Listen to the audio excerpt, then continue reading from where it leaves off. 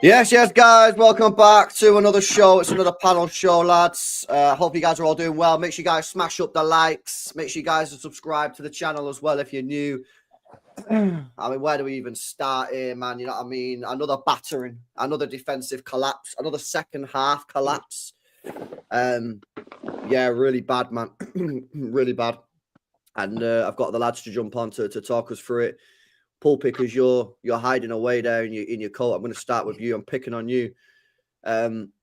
What can you even say about that, mate? Like, what can you even say, bro? Mike's on mute. I'm having a mare here. We just got pasted, didn't we? We just shit mistakes, got pasted, got a licking. Some players absolutely stunk the place out. We in our deepest sort of like worries and stuff, we knew this was probably going to happen. You know, as much as I'm like a diehard, like happy clapper or whatever, even on the outside, I was saying to everyone, "Oh, we can win this." Nah, we've had a good run in the last 6 games, but this was coming. You know, the mistakes were there, and you get when you do these mistakes against some of the best teams, you're going to get punished, and we did. And you know, you're shit. That's it. It's actually so bad, Jacob. I'll come to you, man. And then lads, just jump in it. Oh, man. I try every fucking week to try and not be negative about this team. And I feel like I just come on and it's always being negative. It's the same guys that I call out week in, week out that still surprise me by how shit they can play, man. And you can't hide it anymore. You cannot hide it anymore. Akanji is a bozo. He cannot play for this football club any longer. Like, he cannot. The first goal is unforgivable as it is, but then he's walking back to try and fucking cover up his mistake again, like he usually does. Hashtag Brady, shit again. Covers up his performances by playing well against shit teams. As soon as push comes to shove and he's got to turn up for us against a half-decent team, he's shite. Right, Who's that? The midfield was nowhere. Is that Kovacic? Yeah, Kovacic. Right, but I'm not allowed to say these things because I'm being negative about the players, but they need to be called out for it, man. It's not good enough. Getting beat 5-1 against an Arsenal team with a front three of Trossard, Havertz, and fucking Martinelli. That's shit, man. 5-1. Like, it should not happen. Do you know what? And I'm gonna I'm gonna big up Edison here again, man, today, because that first goal would not happen with Edison. That Havertz chance would not happen with Edison. Yet certain City fans will still come out and consistently say, we need a shot stopper in there. Or you should have watched City in the 80s and 90s. We need a proper goalkeeper who can make saves because that's the job. No, it's fucking not the job.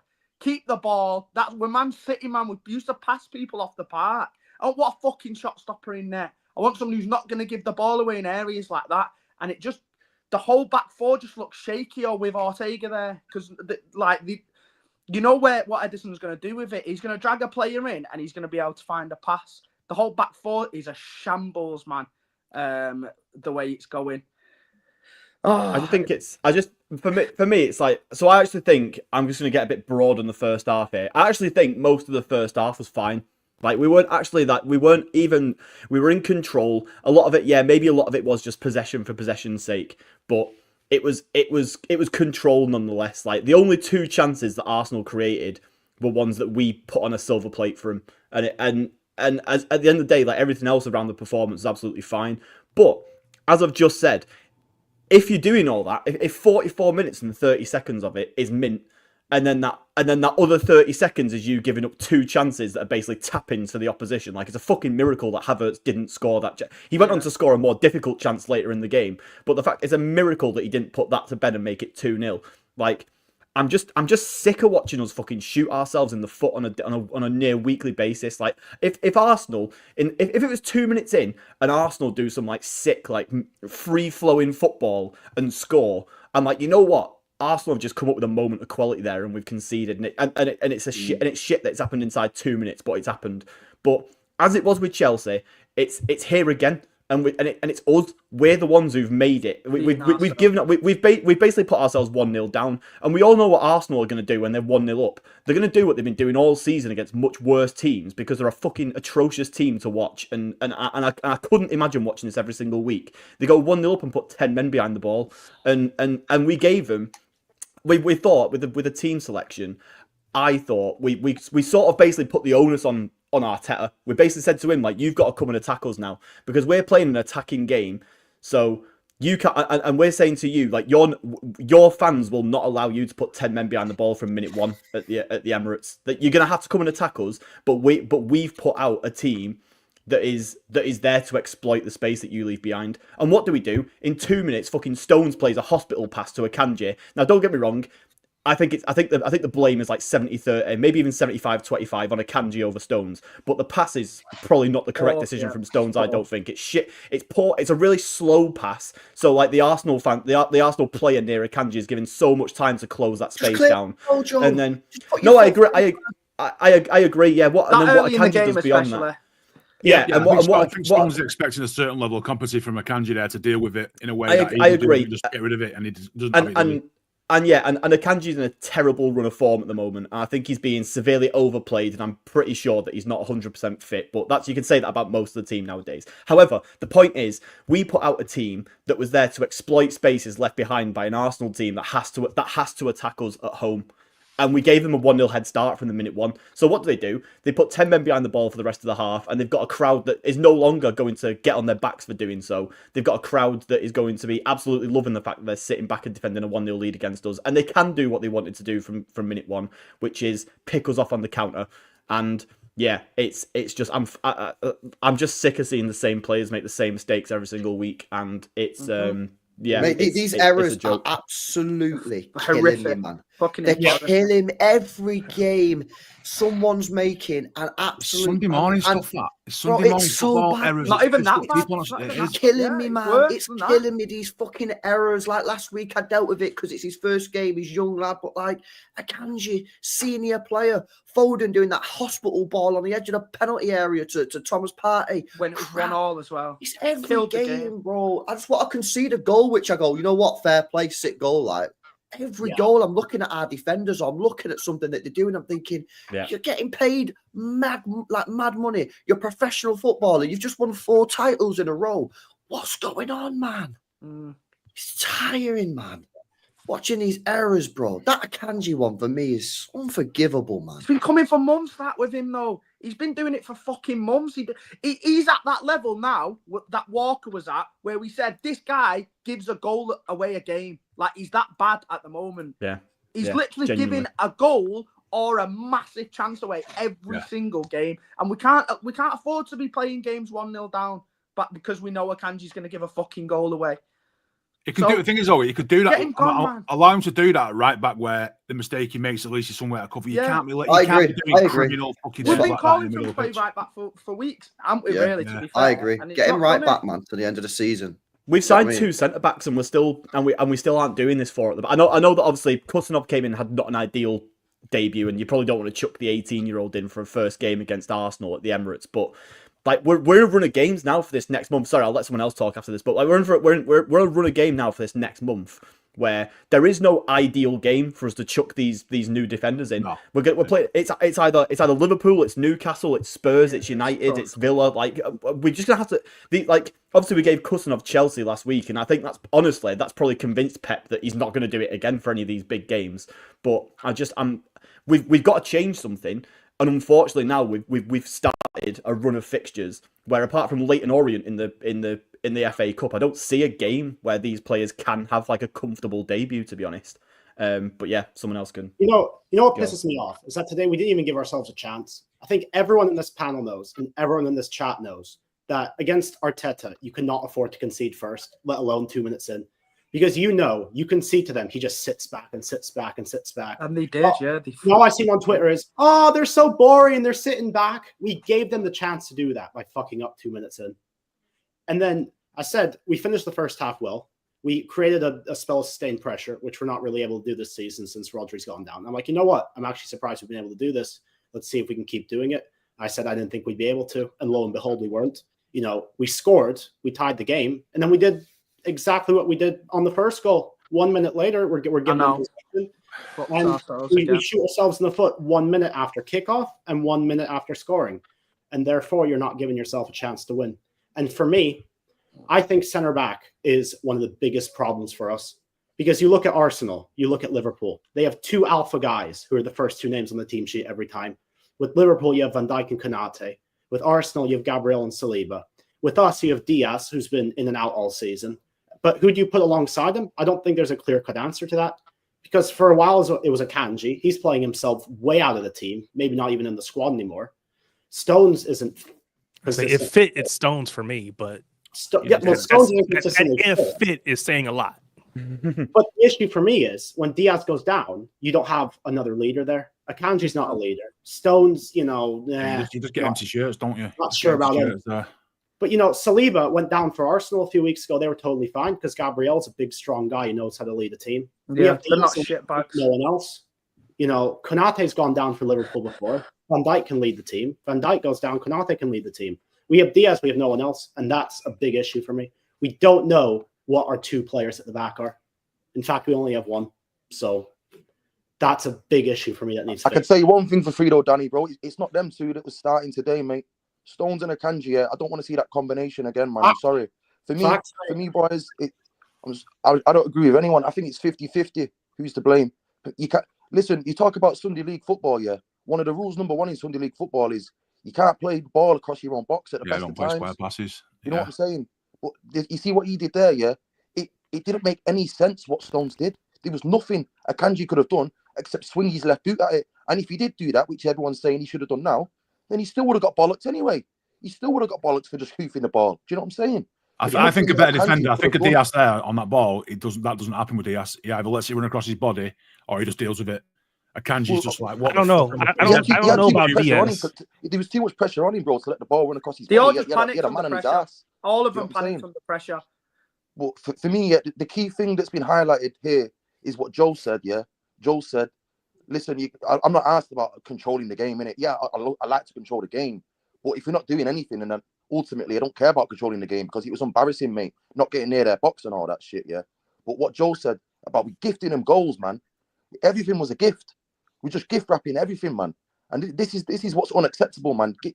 All these gifts, for me, we have to start being stricter about it, man. Like."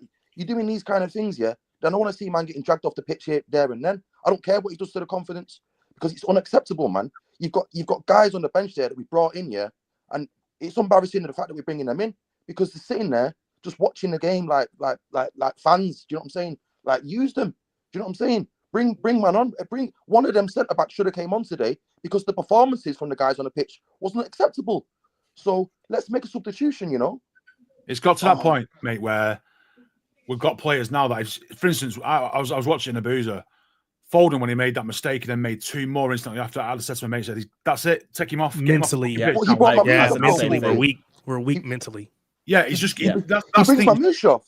No, but Foden, he's had an absolute mare, which cost us a goal, and he was making mistakes. You need to set examples and say, "Look, mate, no matter who you are, and what you've done, and what you've earned, and what you've won, come off." Because it's not acceptable to start opposed on mistakes now at this level, especially from somebody like Foden who shouldn't be fucking playing square balls across the pitch from a right back to no one. To no one. I don't know who. He needs to play within 10 yards of that pass. People need to learn from that. We might be very different we haven't got any centre backs, but Foden can be replaced by somebody. So he's got to learn that, mate. I can't get away with this anymore, and he's got to kick up the arse. Those getting replaced as well, bro. We just brought 2 in there, sitting there like clowns, was watching the game, mate. You know what I'm saying? I've not even seen that Rice guy play. You know what I mean? He could have come on at half time, bro. The way their performances was today, they could have got hooked off, bro, and we could have brought one of them in.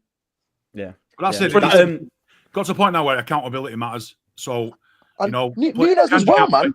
Nunes' performances are unacceptable at the right back position. Unacceptable. But we don't have anybody else. We do. There, bro. We do.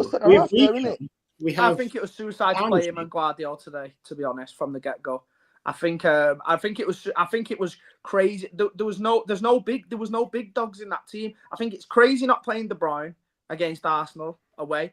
He's a big experienced player who's been there and performed before. Like that, he loves it at the Emirates. That's as well. His second home pitch, man. He usually owns that pitch. in it, and he's put his faith into guys that haven't been in this high pressure situation before. Obviously, Foden's got the quality in that, stuff like that. He's not always been the best at putting his head above the parapet and stepping up, man, on his own and shit like that. I think he played Marmoush above De Bruyne to make them runs in behind, and Marmoush made about 5 in the first 20 minutes and didn't get past. We needed someone to just get the game by the runs. scruff of the neck, innit? Get the game by the scruff of the neck, and there's no one on the pitch. There was no one on the pitch to do that. No one on the pitch with a pair of bollocks big enough to say, "Give me the fucking ball and let's get playing now." Do you know what I mean? All those characters were missing in that game today. We're a soft team, and Kevin De Bruyne said this, didn't he? Like about a month or two ago, he said. Bernardo Silva's been saying it, LB. Yeah, we're a soft team. Like all these players that you have on that pitch, yeah, they're all soft. Kovacic, fucking Gundogan, Bernardo, like even Foden. These guys are. I've been saying it on the stream so many. I need players to go to war. I need warriors out there because when you're down in the dumps, yeah, you need players to fight for everything, and we ain't got warriors, man. We ain't got only warriors. Bernardo really that does those little nasty little kicks and that every now and again, innit? He's the only one. He was doing that today, Jacob. I'll give him that. You know. Yeah. I see the player ratings. Yeah, I know Bernardo Silva didn't get praised in glory, and probably rightly so as well, bro, because he's not offering enough and that. However, when he's being dished into that position there, LB, that holding kind of midfield position, which he's not, and giving the captain's armband, which he's not a captain as well, by the way, and I give him respect for at least kicking a few people. Yeah, no, I hear it. Man. He's one of the only players in that team that does, show some fight. And bro, the way them Arsenal players are behaving, yeah, he should have got kicked a lot more as well. You know what I'm saying? That's the biggest thing, or one of the biggest things for me from today. Like, do you remember when it was a treble season, or even when it was like the Centurions, or when we had Fernandinho and stuff like that. If a team kicked us about the pitch like Arsenal did today, there'd be people like squaring up and like people being like, and I don't want to see it kick off every time there's a foul or anything like that. But I want to see something that suggests that Arsenal might not get it all their own way today. And instead, we made it far too easy for him. Like Haaland, fucking hell, Haaland's just like a free foul, innit? Like everyone can just do whatever they want to Haaland, but no one's interested. Even Haaland himself isn't that interested in doing anything back to anyone.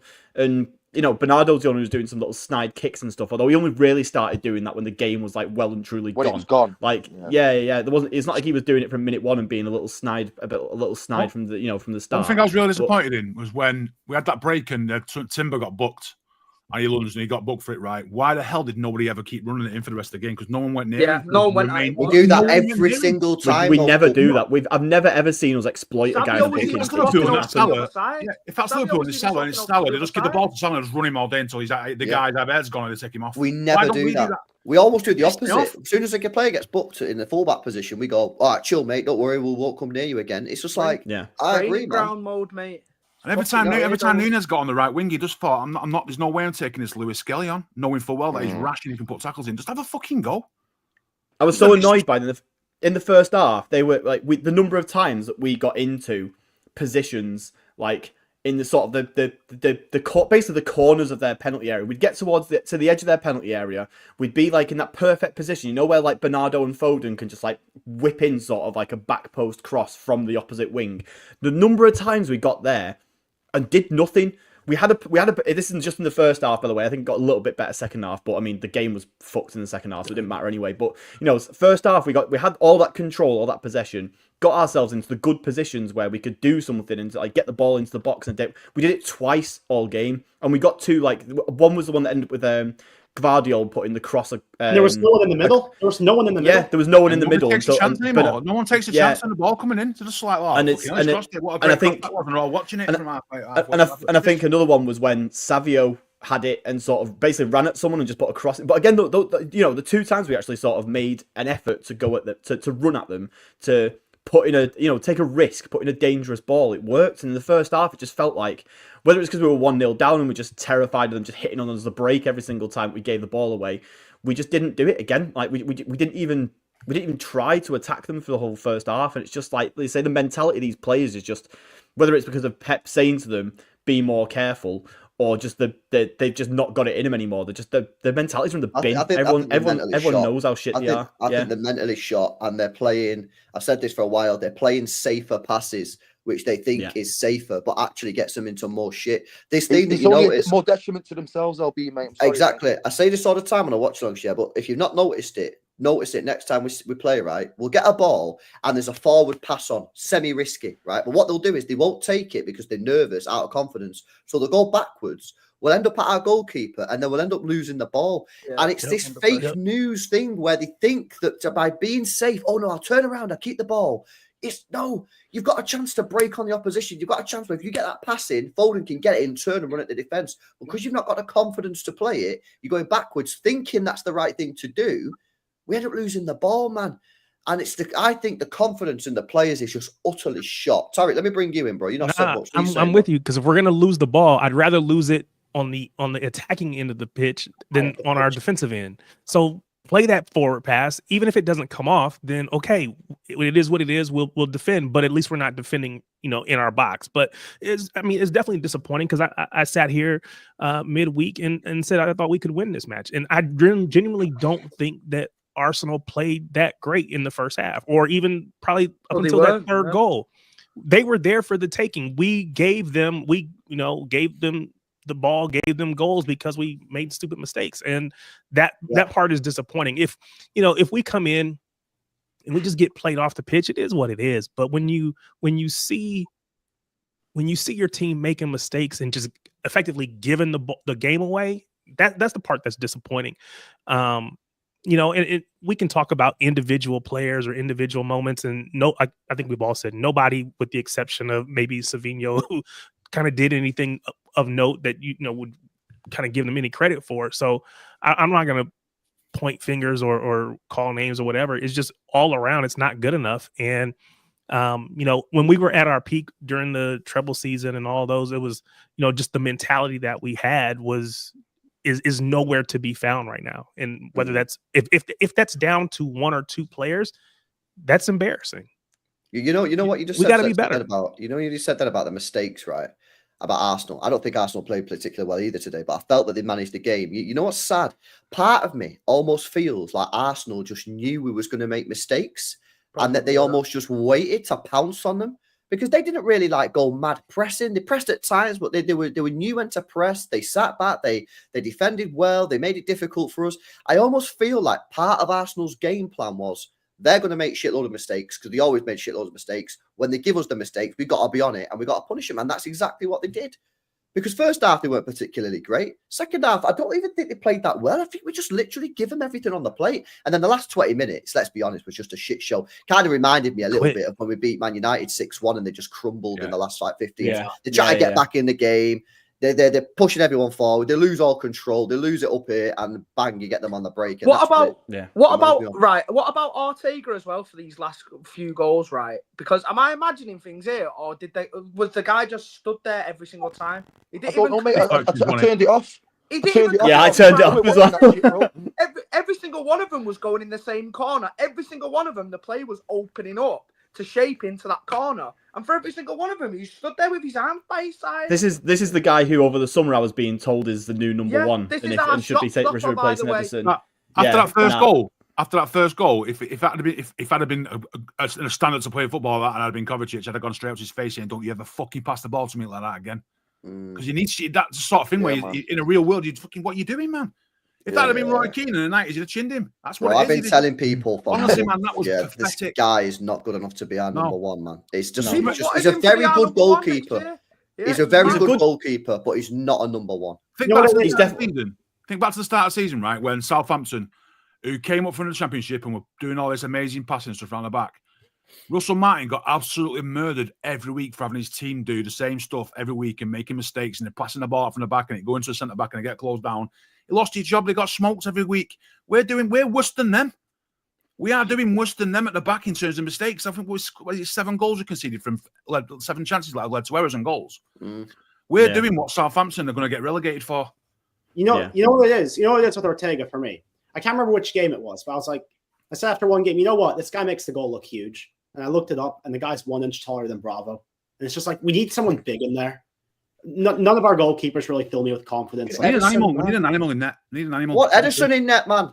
I want What- Edison. what- Yeah, yeah. Edison. I- Edison. what Game is was it? why we're in net today. Was he injured, or do you reckon there's more He to got it? an Yeah, injury, he man. wasn't on This, a- he's this got an- club he's injured, should do yeah. everything within its power to keep Edison, because I've told you Exactly. this so many times, chat. I know not everyone. I'm not coming at you, chat, yeah, but there's a lot of people in the chat who hate Edison. Yeah, when Edison leaves, we will regret it, and everyone who's agree. slagged him off for the last 5 or 6 years will regret it. I promise you, mate. I think Promise you will regret it.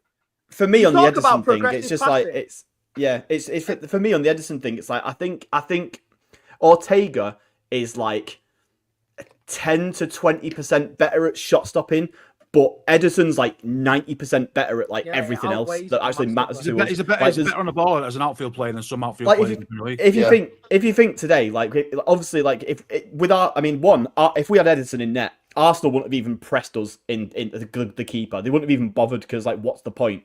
But if they did, Edison would have been able to just ping balls like over the top to whoever he wanted all day long. And with Ortega, we just don't have that ability. Like that is not a thing we can do because Ortega doesn't have the consistency with his passing to do that. So obviously that leads to one the Havertz chance in the first half where he just makes the most. I mean, it's not even. To be fair, it's not even that the pass is bad. It's that the decision to pass it to Kovacic is bad. Like, why would you do that? And then obviously, Well, then you know what? You know why you're doing it, because he's trying to prove to everybody that he can do this passing out thing. Yeah. yeah, So yeah. what he's trying to do is Bullshit. try to force Bullshit. it. He's trying to force it by doing Yeah. these passes because he sees Edison do shit like this. But the difference is Edison knows when to do it and when not to do it. No, He but, doesn't but have to Ederson, think about it. Ederson doesn't always do it. Sometimes he just smashes the ball and Yeah. throws No, it. Exactly. It's You just can do sometimes it he in the knows. whole back Not four winning, though as well. not The Decision whole making. back Decision four. Decision making to me. Just smash it out of play. Go hit the fucking clock they have at the top of their stadium. I don't care. Just get the ball away from our goal. Yeah, I'll take it today. Ortega's just reminding me of Bravo. Just fucking chin him. Someone needs to chin him and just knock some sense into him because that was pathetic.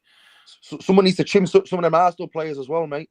Yeah, Yeah, they're almost embarrassing. get Them lot. chinned. Embarrassing. You know what I'm saying? I lost it. Let me I speak must on this, admit, you know when it's safe passing thing, boys. Yeah. So when I used to play centre half, yeah, whenever the forward made a run in behind, and the opposing player would pass it safe across his own box, I used to go like that. Thank fuck for that, because the last thing a defender wants to do, yeah, is turn around and sprint back to his own goal.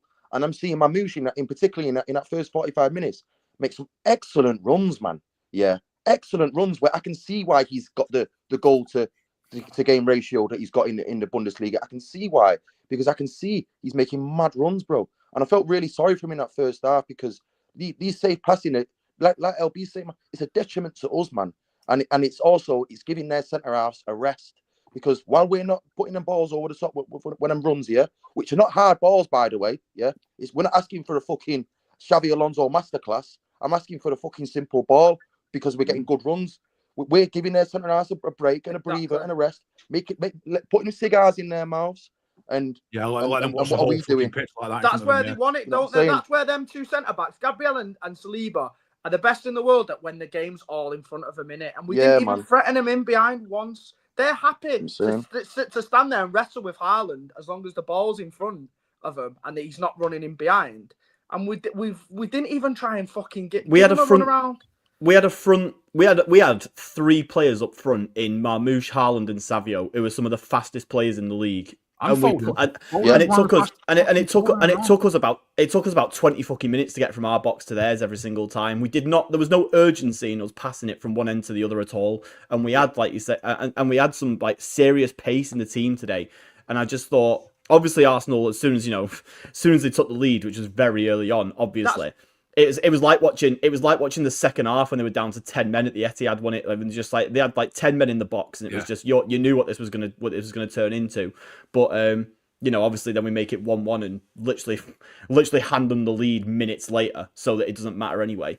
But yeah, it's just frustrating seeing that we actually play. We've talked a lot this season as a fan base in general, about how this team has no pace.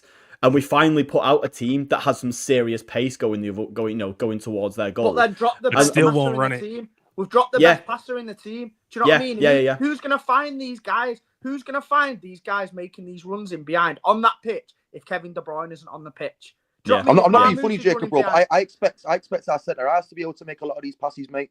I'm not asking for Kevin De Bruyne, Xavi Alonso here, bro. Do you know what I'm saying? It's not that hard, bro. I'm asking for a little dink. They You know can't what do I'm it saying? though. They've not got it. They've You know not what? got it in them. You know what I They've miss. not got You the know, bollocks to play forward either, so they're not Mm. going to be knocking these balls over the top if they're too scared to even play through the lines. The best players that play at passing the ball forward are Kevin De Bruyne and fucking Ederson. They're the two best at it in the team. Yeah.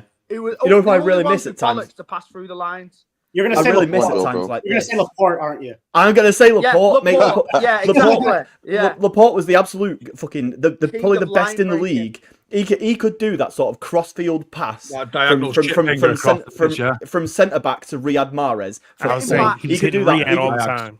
He could do that all day long, and he could play passes like through the midfield, just straight to the front line. He could do it. The fact that we let him go, mate, for 20 million is absolutely fucking disgusting. He was the Stones best did it the centre other night back against at the Man club. City, The didn't he? best centre back at the club when Pep did that to him, and it's fucking disastrous that they let him go for that money. And it's fine. And look, obviously we went on to do a lot when he left. We won a treble when he left, and that's fine. Like, look, we didn't. It's not like it's been it's not like it's proven to be like the disaster and the reason why we're shit. But we've lost with him. We lost with him a skill set that we haven't replaced. And it's just like, what can you do when that's the case? Like we've let go a player who has so much in terms of going forward and passing and stuff like that. And the only even remotely comparable player is John Stones, who even he doesn't have like that cross-field passing range. He's just good at moving into centre mid and knowing what to do with it when he gets there. And he's also never fit. But we haven't signed the next Laporte. Like, where is the next guy who can do what Laporte did? A Like, left-footed, left-sided centre back who can carry the ball, who can tackle, who can head, who can score goals. Yeah, there's one coming through who Daniel knows. Yeah, Stephen he's only, Lafayette. he's only 16, man, but he is the 16, Laporte regen. He is fucking unreal. Or more immediately, Callum Doyle. I mean, I'm not Callum so sure Doyle. about aerial ability with him. Are you but- talking about someone from our academy? Yeah, Mafuni, yeah. Ah, well, no, don't bother, mate. Just there's no point. Yeah, like he's not getting any game time. Like, He there's is no point. the Laporte regen, though. He is honestly the Laporte regen, man. But listen, let me come to some of these chats, man, that have been stats up. Guys, make sure you smash the likes on the way into the stream, man. Bill to Sankul says, question to all: how do we still not have a DM or a right back? Yeah, we'll have to see what happens tomorrow, man. You know, transfer window tomorrow. We've been panel showing that question for nearly 3 months now, and still fuck all has happened. And we have the same conversation every week, and still the club has done fuck all about Mate, it. we've finally on the 31st of Jan identified a player who's had a release clause active since the 1st of Jan, and we're still haggling over it. Like, what are we fucking doing? I hope Porto's sporting director is watching that today and thinking, mint, I am 100% sitting back and waiting for them to pay this release clause. And we should absolutely do it. I don't even know why we're even trying to haggle. We should just do it. Like, ridiculous, isn't it? It's almost laughable, mate. Listen, big up to Benno as well. Says I was that ashamed I had to leave the pub. Embarrassed, says Benno. What a crime. That is bad. Poor guy. Bad. Big up to Amar says these performances would not have been accepted at Plymouth Argyle, let alone City. We have made 7 errors leading to a goal this season. Akanji has made 4. This is why I'm kind of getting to the point now, bro, where I'm like, you can't just keep like, oh, it's another error. Like, at some point, people have to start calling this shit out and saying, that's it. No, I think today's that day. There's no more excuses. No, I said as soon as the game now. kicked off, bro. As soon as the game kicked off, I said on the watch along, if anyone makes a fucking error that leads to a goal, get a 0 on the player ratings. Yeah, he makes and his they scored mistake straight away. 10 seconds later. It was really funny. Yeah. We can't keep doing this, man. We can't keep just. People protect the players too much. They've got to be called out. If you're playing shite, then we're gonna call you shite. Do you know something, bro? We're saying what we watch, man. I think you, man, protect John Stones too much. That's what I'll tell you, isn't it? What do you mean? Hold that. If there's anyone, do you know what? Do you know what it is with Stones? Obviously, he's not playing as much as the others. That was fucking cold, bro. That was aggressive, bro. He's not got as many games to go off as he this year. So it's hard to say. Nah, bro. Listen, man, bro. I'm telling you, bro. Yeah, you give him a 3.5 on your player ratings. I'll give him a 0 just as much as a Kanji, bro. I think he's not zeros out for bro. I'm done with this guy, innit? He was shit. I'm done with this guy, bro. But the thing is with 50-50 blame. for that era for me. 50-50. Yeah. But the thing is with Stones, at least he's got the We've seen him do it, excuse though. that he can. We've seen him At least before. he's got the excuse at least that he's he can barely walk. So it's a miracle that he was even able to fucking play today. To Our be fair, team can barely walk though. That's Yeah. Well, then you know what? Then It's that's bro. even more of a madness, yeah, because we got two fit young lads on that bench there, ready to play. You know what I'm saying? Yeah. Funny enough for Victor Hayes. Is it Hayes? How do you say his name? Fucking Hayes, Hayes. I don't know how you say it. Yeah. Yeah. So I've got a mate who I used to work with. Who's a Palmeiras fan. So obviously, as soon as this happened, I was just messaging him like, "Tell me why this guy is mint." And apparently, he made his debut for the club as his senior debut in the derby against Corinthians. I think it was like that was his first ever game for the club at the age of 18 or 17. No, it was 17. I think it was when he made the debut. He was man of the match. Scored a header, like this is that can score headers. And I'm not saying exactly. I'm not saying that means he's automatically going to come in and play for us and be mint. But it shows that he's not a player who's like shied away from like you know what I mean. If we chuck him in against a big team, that shouldn't be. Didn't Boyata make his debut for City in the derby? Who? Maybe Dedrick Boyata. But you know, maybe. What a guy! I'm sure he did. What I'm sure Man I City think didn't he? I always just remember Mangala's me against Chelsea when he Against pocketed- Chelsea, Unreal. Costa. when he Yeah. pocketed Costa, and then he But was the point- absolutely garbage for the rest of his career. It was Hull the next game, wasn't it, where he scored an own goal and like Yeah, got he himself was sent. shit Yeah, from them. I think, but the point is that like obviously these are new signings and they're young, and the sort of the thing is you don't really want to. Obviously we saw with Kusanov last week, you don't really want to chuck him into these big games. But Hayes has shown from his time in Brazil that chucking him into a big game in his first ever start is obviously not a problem for him. Like he's got he must have some kind of mentality where he's good with that. So I'm just hoping, like you say, with Akanji making a fucking massive error, with John Stones making a massive error, I just hope Pep actually, looks at that and goes, I've actually got people here now who can step in and do something. But I really think that Kusanov's... Go on. The only way that you're going to see that Hayes start a game is if Diaz is fit, just because of the Portuguese. That's it. And Ederson.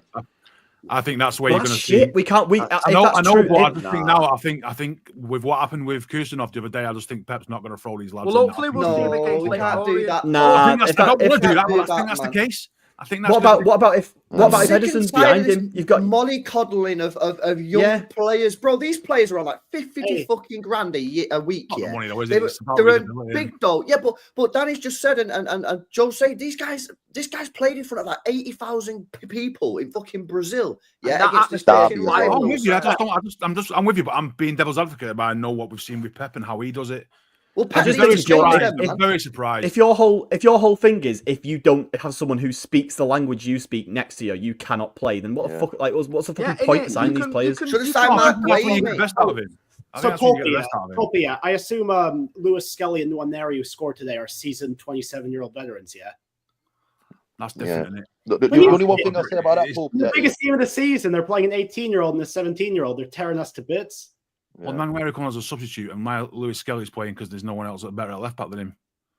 Yeah, but that's because he's benched. That's because he's benched Calafiori and Kivior and Zinchenko. Because There's three left backs they on all the bench. stink. That's why. They're Yeah, all Zinchenko and Kiwi are dog shit, and Calafiori is his first season, so there's always been there. I mean, I wouldn't read too much into that.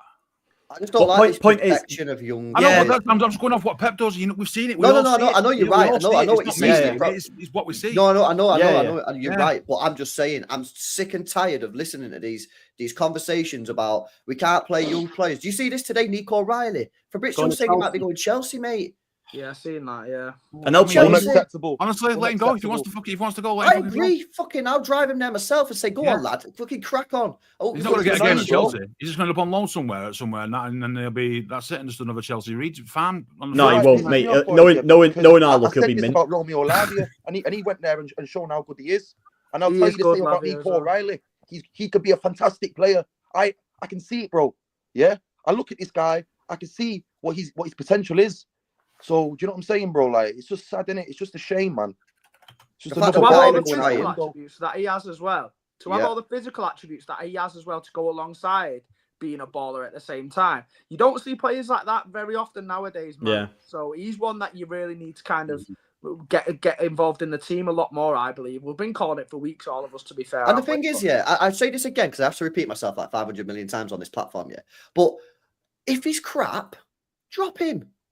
Yeah. I'm not saying I don't think anyone on the panel is saying get him in, stick him in there and play him for the rest of the season. It's a merit-based sport. If you play Nico Riley and he's trash, and he's worse than Gundogan or worse than Kovacic or Bernardo, I don't think it's possible. Exactly. I actually agree. Drop him though. Yeah. I'm only saying play him and try him out, bro.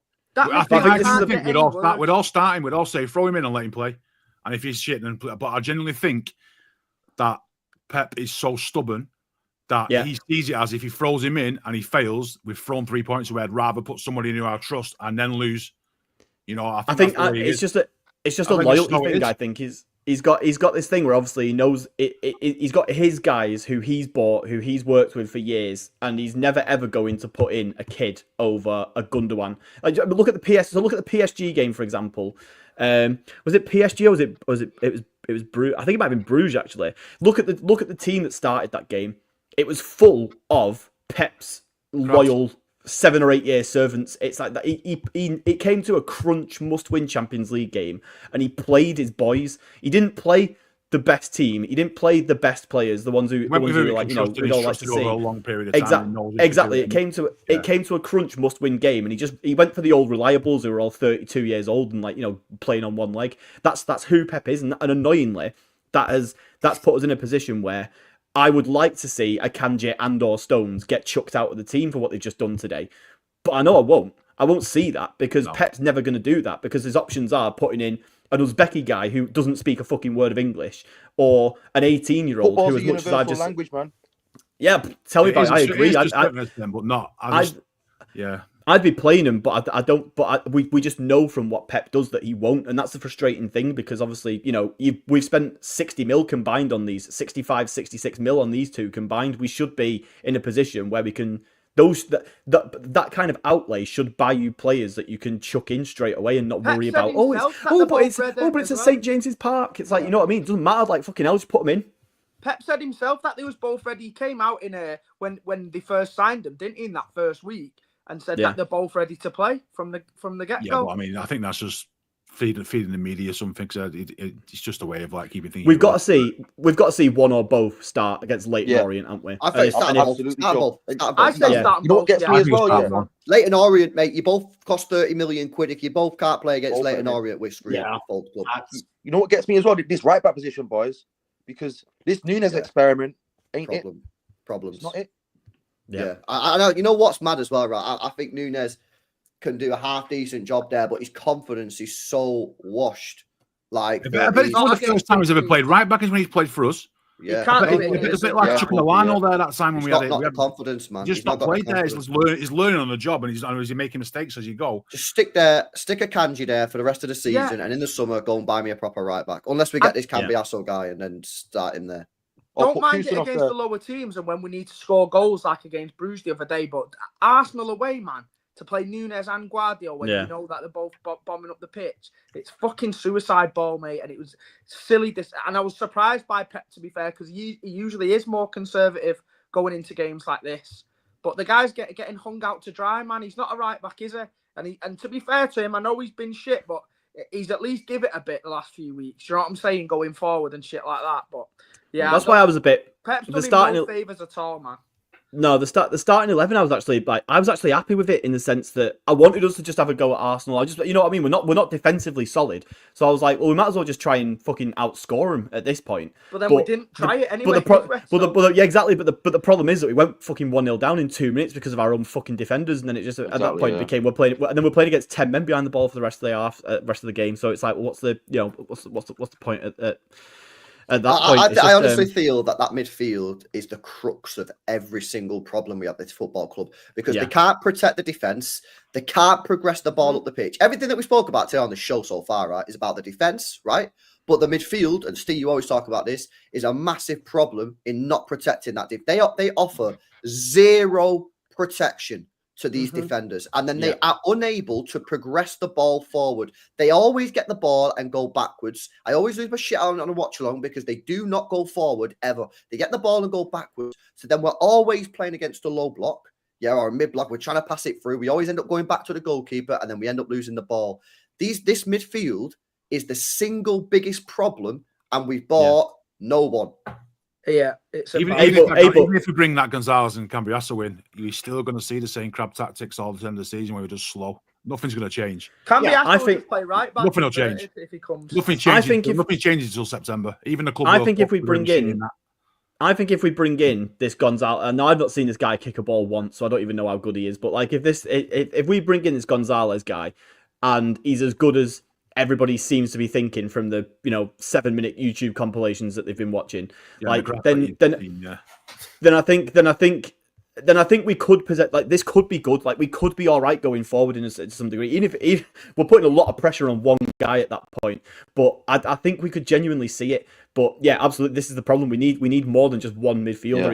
He's going to help us, but he's not going to. We can't solve the issue. Like now, say if you have Gonzalez and he plays a bit more deep and he can cover the defense a little bit more and maybe play the odd little bit going forward, and then you can maybe put Kovacic into a position where his job then could just be to get the ball from Gonzalez and just drive forward. Because I know what you're saying, LB, but Kovacic, the one thing he's mint at is getting that ball and dribbling with it until like the edge of their penalty area. He is very good at doing that and holding off players while doing it. But obviously, you can't do that when he's playing as a 6 because he's picking up the ball on the edge of our box. Exactly. Yeah, I know you do. I think he gets tackled all the time when he's carrying the ball. He constantly gets tackled because he holds on to it for too long.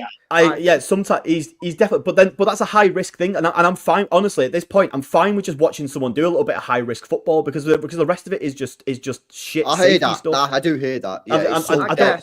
Yeah. It's the Kovacic equivalent of a Kevin De Bruyne like Hollywood pass that he tries to sort of play through to someone else. Kovacic is just going to try and dribble 40 yards up the pitch instead, and sometimes that'll look mint and he'll score a goal like he did against Bruges where it looks really good. And sometimes he's actually scored a couple like that this season, to be fair, where he's had that sort of like run through a few people and put it into the back of the net. And sometimes they'll just get tackled in a really shit position and give up a chance. But ultimately, I'd rather see that than just a sideways passing that we get otherwise.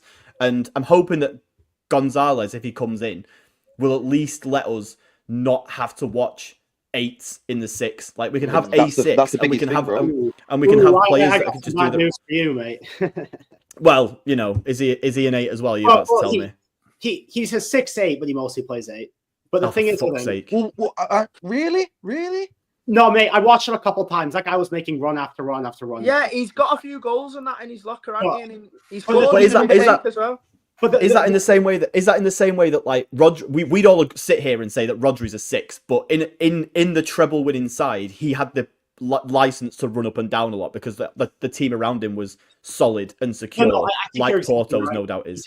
He has that license, but my problem is when he comes in, is he going to have that license? And I'd argue no. I think he's going to have to. But is there anything like, and this is probably where I have to ask people who've watched him a lot because I haven't, obviously. Like, is he a player who is capable of at least sitting back and just being the 6? Because if not, then it kind of begs the question why we're fucking signed him, to be honest. Even if he is this 6 that sits back and just sits in front of the back 4, you're still going to get these dog shit defenders who can't pass. We're still going to have that problem. So Gonzalez could come in and he could be a 7.5 to the end of the season and just have a mint games when he plays. And I'd take it. But we're still going to have Diaz. Yeah, he isn't going to fix it. Without Diaz, we're going to have a Kanji lurking around the back 4. We've got a guy playing right back who's played 7 games in his whole life. Diaz is back soon. Diaz should be back. Yeah, but the problems are still going to be there. We're just going to have a more capable midfielder that might be able to run 10% faster than the other guys. Well, but the thing is, Pulpit, here's my thing, right? Yeah, I'll say the midfield is that bad that if you get a midfielder in that can improve it 20, 25%, 30%, you will see a massive difference every game. Yeah. Because at the moment, the standards are on the floor. Like, they can't get any worse. Get worse, yeah. Honestly, I'm not trying to say that as some like negative shit. It really just can't get any off the ball. Our midfield cannot get any worse, right? So if he comes in and he's only 30% better, because it's such a huge gap, you'll see a massive difference. Yeah. It's not going to solve everything. It's going to stop 2-3 chances a game. It's not going to be solved until Rodri's back from his injury, right? Because obviously they're not going to buy like a big dog midfielder. But like Jay said, that game today probably would have ended 3-1, which is still shit, but at least it's not embarrassing like it is with a 5-1. Yeah. Look, bro, the reason why that signing is so big for me, is because it's a kind of profile that we just simply do not have. He's yeah, tall, but the- fucking huge. That's Yeah, what I he's like. big, physical. we don't as well, have this isn't he? profile. Like the thing is, if you've got the right attributes and profile, you can play the 6 and the 8. But our boys at the minute, there ain't no number 6 profile there, innit? They're being put in that position, but they don't have the profile and attributes to play in that position. Do you know what I'm saying? So it's just something that we simply do not have in this team right now. That's for me why it's a necessary signing. I just don't think he's gonna. I just don't think we can expect somebody to come in like that and just hit the ground running and just solve all the midfield problems. I'm really not. Yeah, I know, but I think anyone that realistically, thinks he's just that's going going to to happen, man, nah, it's not happening. Realistically, he's going to come happening? in. He's going to play midfield. He's going to be a bit more agile than what we've got now, and he's going to take one of the donkeys out. One of the crabs out It's not play. just agility and pace, bro. I'm not just talking. I'm talking like the brain, the positional awareness. Yeah, well, that's what we need. Positional We're trying awareness. out for it, but I just don't think it solves everything. We're still going Not to gonna have. solve I everything. agree. We It's still just one need, less thing- ultimately. just one less thing to we worry still about need in the 2 or short 3 term, right? midfielders, isn't it? It's just Yeah, one I'm less not, thing to worry about. I'm not looking for solve. I just want improvement, man. I just want to progress. Yeah. I want us Improvement. to get. Yeah. I want us to get to that 4th, 5th place in the Premier League and fucking nail it down, man. That's all I want. Yeah, I'm not man. interested in going and pushing for 1st and 2nd in a title. I want to improve just the right amount for us to fucking nail that 4th and 5th place down. We could have if we weren't so dog shit in that run before December or before January, sorry, we'd have 4th wrapped up. Like We'll even be, if we'll it be like comfortable, won't we? Yeah. this league is it's like everybody's desperate to not get 4th place, and it's just only because we're also really shit that we're just incapable of actually capitalizing on that and doing anything with it. I think obviously I'm just more frustrated when it comes to this midfielder. As I said before, this guy's been available all month. This guy's been there the whole time. This guy's been on a release clause, which we're somehow, for some fucking reason, still haggling over, despite it being 10 million euros the difference at this point. Like, who cares? Like, just obviously I'm not the guy who's in charge of the money at Manchester City by any means, but like, fucking hell, just do it. Like, have you seen the state of our team at the moment? It's a PSR fanboys wet dream. Yeah. It's a joke. Like, best case scenario, we're going to get to the end of the window and it's going to be like, oh, we got 55 mil instead of 60 mil. It's like, I don't care. I know, but do it. the thing is, Who cares? right, Mate. towards we need a player. All the fans want a player. The players themselves probably want a player in. The boardroom just think it was getting done anyway. We saved 5 million, and that's just good for us. And that's 5 million for later. I'll tell you what, though, Paul, what we want doesn't matter. It's about what financially matters for the club. I just think the problem is that after. I mean, to be honest, I'd have said this after the last 3 months, let alone today. But there's no way that Porto aren't looking at our situation and just going, "You've got to pay that release clause, otherwise you can." Anyone would expect to do the same. Do we think that this Gonzalez guy's only just become apparent in the last week, or do you think this has probably been genuine of our better targets and it's been kept quiet? I think it's last week. Porto's still in Europe and stuff, and we're playing that. I think we've that finally now it's done, and they've got to that point where Europe's finished, and you know where you're up to. We'll have him, sort of stuff. I think LB's probably been right all window in that we wanted someone like an Edison or someone else, and it's become apparent in the last week that I was saying from January you won't see anything happen until after the Champions League's finished. We all sat there too cushy though, and the club sat there too cushy as well. Spent 25 days tapping up 18-year-olds, man, when we should have. Our priority should have been. Yeah, but do we know that? Do we know that they've not had talk and said we're not willing to discuss any players' sales until after the Champions League, which is probably likely. And what I heard was after the sign the centre backs was then they said, right, we're going to go and look into getting a midfielder now. That's what Tiki said in the meeting with the club staff, and it came out all over Twitter as well. They said, right, we're going to look into getting a midfielder now after those 3 deals had been done. And it was by like the 20th, 21st of January by then. That's too fucking late, man. That should have been the deal that we was getting done from the first. We might have put in bits of players, and the Caesar just said no, or it's daft money in a club or something. You know what, mate? We might need someone that desperate. Do those take 3 weeks though? Like, I mean, you know what I mean? Like, if we put in a bid for Edison and Atalanta go right, that'll be 120 mil. That conversation should last about a max a day. That conversation taking place, and we just then we go right. Okay, we're living in an ideal world. How much do you want for Bruno G? And they go right, 150 mil. We go right, okay, in a bit, and then we go someone else, and it's just I live in an ideal world there, Joe, where you pick the forum and go, "Is your player for sale?" and they'll say, yeah, I know it's not like Football Manager. They're fucking schmoozing and talking and bids and talking to agents and talking to. There's all sorts of shit. They've had 4 months to do yeah, this. we don't know what they've been just doing the in window. that time, do we? We don't know what they've been doing. They might have been told to get fucked by. No, and I agree. We don't fully know what's going on, but it's very difficult for anyone to sit here and defend it when they've had 4 months. It's been since October that the glaring problem. was Rodri got his ACL. They were never going to sign somebody the next day and say he's coming in January the 1st. They were never going to do that. No, but they've had 4 months. We all wanted that, but we're never going to do that. But they still had 3 months. Yeah, they still had 3 months to have someone ready to come in, ready to become early window. They probably had a list of targets that they wanted for the summer, and then they thought, well, financially, can we do it in the winter and do these players match our profile and look at that? And then all of a sudden, things start to go off a cliff badly everywhere. It's about, can we get the players to fit now, and are they available? And well, we know from reports that came out recently that the club didn't even think they had to do any business until about December. It's only when it got to the middle of that really shit run that the club went, you know what, we actually do need to replace Rodri, don't we? Like this is how fucking ridiculous the thinking has been at the top level of the club about this whole thing. Like we lost Rodri in September, and every single City fan knew from that point on the season's fucked. Like it was just game over. And then obviously then we saw. Within the next 2 months, basically the moment that bad run started to begin, we knew that Kovacic and Gundogan were not it, and we knew that, and we've seen that Bernardo in that position is not it. Like we know that no matter what, there is no combination of players that can cover what Rodri does, and somehow the club. It took them until December to decide they wanted to do anything at all, and somehow they haven't had a scouted list of players who they want, other than, by the sounds of things, Ederson and Bruno Guimaraes ready to go. And both of those are obviously not doable in January.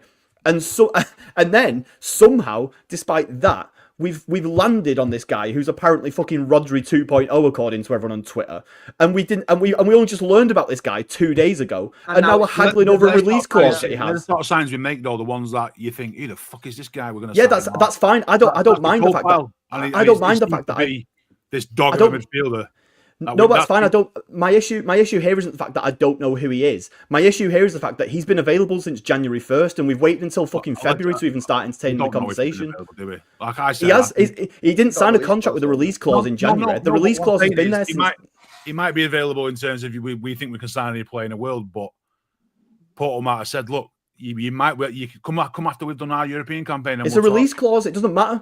Porto have no say in the matter if he's got a release clause. Why is this all? Why is money we're not going to throw money at someone. If we can get him for 60 million euros on the 1st of January, or we can get him for 48, whatever it is, towards the end of the window and save ourselves 12 million quid. That's why we're in such a good financial position now, because we've done that for the last 12 years. And I don't think the club are going to be reckless like that for the sake of money. But we've just spent 120 million on 2 fucking 18-year-olds, and obviously Marmoush has got a bit of a name behind him coming in. But we've just spent 60 million on 2 18-year-old centre backs. So why are we shitting it now over an extra 5-7 million because to bring in a player that we actually need? Those young kids, Jay. There's value in those young kids. Let me tell you what the funny thing is, boys. Yeah, if we're haggling over a couple of million quid, yeah, you've got man coming in for bids there for Nico O'Reilly. If you're not going to play Nico O'Reilly, yeah, get the straight profit and then use the straight profit to put it to use it for the extra McAtee should have gone this window. McAtee would have gone this window. What the hell's happened with McAtee? I mean, McAtee's another one. We're turning these bids down left, right, and centre for them to sit on the bench. The club should have come out and said, this guy is for sale, right? It's 30 million straight profit for whoever. A Premier League team would have come and bit your hand off for James McAtee. We're not even entertaining bids though, bro. This is what the mad thing is. We should have come out and said it, that is for sale. He should have gone to the club and said, I want to move because I want to play football. And then Pep should have come out, Teak should have come out, whoever, and said, right, McAtee's on the market. There's the price, 25 million if you want it, and a team would have paid the money. 1,000,000%. Bro, but we've not made teams have been trying to it. pay the money, bro, but we ain't entertaining fees. This is the mad thing, bro. We're not entertaining fees, but we're leaving him to sit on the bench, bro, and then we're haggling over a couple of million quid. It's ridiculous. You know very strange. It's sat weird. Sat there when we could have 30 million each for them both, and they're just sat on the bench rotting away. Minimum. Man, what's the point? Minimum. Nico O'Reilly, mate, you're looking at 40 million in my opinion, minimum. You know what I'm saying? Fucking ridiculous, mate. Because he's got attributes that are very special attributes, LB, bro. Do you get what I'm saying, bro? Yeah, I think he's ready, man. He's a different kettle of fish with his physical attributes. You can't just buy them attributes, bro. He's a bit of a freak of nature. The guy's 6'3" Yeah, and he is. all He's these a things. unicorn. You know, the guy's worth peas, bro. And we're not. This is How why- old which is is why we he? get Riley? 19. 19 as well, yeah. Yeah, he's got loads of time. He's got loads of time in his hands. He's never, If it was up to me, bro, I'd play him. But if you ain't gonna play him, which he's clearly never gonna do, he's never gonna get played. It's his first season in like around the first team, right? You're never gonna throw a talent away like But that. next People year, really I do get that. He's not going to play next year, though, is he? McAtee He's should not gonna definitely play. Come on. not gonna McAtee should play, have man. definitely gone. 1 Just million. sell them both. Like, I don't want them to leave because I want them to play, but they're not going to play. So just sell them and get the profit in and stop haggling over €5 million for this guy at Porto. Who apparently is going to come and solve all our problems. When we need that position more than anything in the whole team. When we're That desperate. one position. Alternatively, trust the youth. You spent all this money on the academy. Fucking trust them. Yeah. But listen, let me go on. Danny. What the hell is he selling Jacob Wright for? Apparently, it's not Yeah. sale anymore. It's a loan deal. It's loan. But It's a just- loan now. Is it? I don't know. Yeah. Let me come to some of these people were chats. telling me that man, as Jacob well. Wright was going to save our season if he played him in centre mid, and now he's on loan. at Mate, Swansea. the Like, Jacob come on. Wright thing is so weird. Everyone's been saying Jacob Wright for ages, but I've just never seen now he's any with hint Swansea from on loan anywhere for that like he's 17 or the something. yeah. Nico O'Reilly was the one that we should have put in the team. That was the one. Let me go to some of these Yeah. super chats, man. They've been here for a bit. Built to a cash, bro. Says, let's see if I'm getting this right. A front line of Salah, Mane, Firmino can't score 5 goals against us, but a front line of Havertz, Martinelli, and Trossard can. Lads, we're cooked without a centre defensive mid / centre mid, says Akash. Well, stay tuned tomorrow, bro, because we'll see if we're going to get one, man. Make sure you're hitting the notification bell tomorrow. On that point there, it might have been 5-1, but the last 20 minutes we threw the towel in there. That's the first time. It was the 6-1 United game. It reminded me Yeah, of with the the free the 6-1 towel United in, so It's I the wouldn't read too Foden- much it's the into. Foden howler killed the game. That for them to score 38 seconds after we'd made it 1-1 to change the game, for him to do that and them to score straight after, it takes the whole wind out of you, and the game's dead from that. I love Foden, man, but it's fucking criminal. That It's killed just the it's game. so Yeah. bad. Do you not think that pass that he did there, right? And I'm not trying to cook him, yeah, even though he probably deserves it because the pass is horrendous. But do you not think that pass sort of sums up like the comments that Bernardo made a couple of weeks ago about playing like a bunch of under-15s? Because in my opinion, you've just equalised at a tough ground, right? You've had to get yourself back in the game after a huge Bozo error, right? Just fucking smack it up the pitch to Haaland. Yeah. The pass he played wasn't the pass that he needed to do. It wasn't a need. It wasn't like it was. If you're going to play it, you get to ping it. You don't have to fucking trying to pass to that error. That's like an under 20s, under 21s error that way you can get away with it by he's learning. You know, that's the sort of pass that. But you know what? He'll probably never make that pass again. Now I reckon that that'll never happen again. Good. Yeah. So I mean, you have to make them. You have to make those mistakes to learn from them. And I think genuinely he's probably just realised what the fuck am I thinking? He'll never make that pass again. Which it's inexcusable to me, boys. Yeah, I agree. He's got to be held accountable, man. We love the guys like Foden and Haaland, man, but they've got to be held accountable as well when they do these fucking Bozo errors, man. It's not good enough. That's why I said before, he should have been subbed off straight away. And we expect the most of them, away. innit? He's our player of the season. Haaland's our guy that's supposed to be scoring for. We hold them to a higher standard than the rest of the players. So we expect more from them, that man. They can't be doing this. They need to be the leaders in the team. And for him to do something like that, it's just completely fucking brain dead, mate. There's no other explanation. And Jacob, that's why I get sort of pissed off when people say these players won the treble. Yeah, they won the treble. Why are they making these dumb mistakes? Exactly. We hold them to a high standard because we know what they can perform like. And they've not been performing to that standard this year. And I wouldn't even say that mistake was to a high standard, mate. It's basic football. You just don't fuck about like that. Man. Basic football, bro. It's naivety for me. It's real naive. You got myself on the game. Foden is a seasoned veteran now. He's one of the most experienced players in this team, right? And he should be leading by example. So he's got to be held accountable for doing shit like that because it's not good enough. Facts. Big up to Jason, man. Says the Geordies better do something about this. Says Jace. What's that in relation to? Let me take a knock out Arsenal or the Carabao. Yeah. So, bro, listen. If we do nothing now, about these mad things, these mad problems that we've got. If we do nothing, then I hope the Geordies go and expose us, bro. Let them put shame on this board, bro. Yeah. Do you get what I'm saying? Yeah. Put shame on this board. I think they'll cook us. I think that midfield will run us ragged. Joe Linton, Tonali, and Bruno. Destroy us, mate. And Isak up top. We'll probably smash them. We'll probably smash him. There's no way. Pulping, man. We're never going to think about it. That midfield there is the worst midfield we could probably come up against. And for some reason and somehow we might just fucking fluke it and win. I mean, I love the optimism. You know what I mean? They must have an off day. No chance. Newcastle are susceptible. We drew 1-1. Bozo Yeah, it was a penalty, draw. wasn't it? Yeah, but bro, you seen that game, though, innit? We was getting cooked. Gordon penalty Yeah. on it. Gordon Yeah, penalty. final penalty, yeah. Yeah. The Newcastle are a bit midfield like was Spurs getting when they cooked. play us, aren't they? Just somehow become out of. I look at the fixtures, man. I can't see where we next win a game after the weekend's fixture against Leighton Aaron. Oh mate, I told you we shouldn't have beat Bruges, man. Because now we've Yeah, got mate. fucking I wanted Madrid us out that in competition. I wanted February. us gone. We are fucked. I'm struggling to see a win, me boys. We I beat really, I'm Real looking Madrid at the Fucked. fixtures. And we've got We beat Real Madrid two at home. Champions League games in there where Stones is going to get injured, Akanji's going to get injured, Aki's going to, and we're just going to be completely fucking on our ass, mate. Come March. We beat Real Madrid at home. Yeah, but We we, could won't beat beat them them We away. beat them at home.